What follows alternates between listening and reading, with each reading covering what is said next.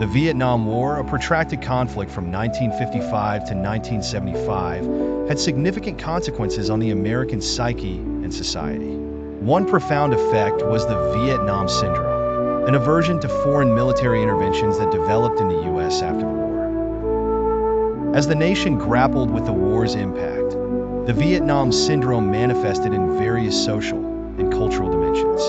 The immediate aftermath left a bitter taste for many Americans, highlighting the brutality of combat and raising questions about the U.S.'s role in global affairs. The anti-war protests of the late 1960s and early 1970s led to a deeply divided nation, further fueling the Vietnam Syndrome. Many Americans questioned the moral and ethical implications of interventionist policies. Culturally, the Vietnam Syndrome influenced film, literature, and music.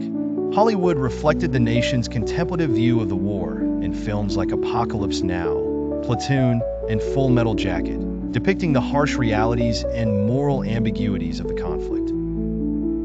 These films helped shape public opinion and brought awareness to the psychological and emotional toll on soldiers and veterans. Literature and music echoed anti-war sentiments, with songs like Bob Dylan's Blowin' in the Wind and John Lennon's Give Peace a Chance.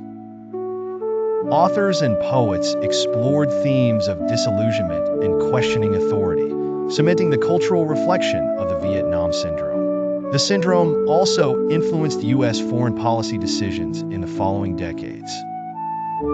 Policymakers became cautious about committing military forces abroad, partly due to public reluctance to engage in another Vietnam-like scenario. The Gulf War in 1991 marked a turning point, with a quick victory perceived as breaking free from the Vietnam Syndrome. In conclusion, the Vietnam Syndrome left an indelible mark on American society and culture. It shaped views on military engagements and influenced cultural outputs and public consciousness, serving as a cautionary tale for future generations.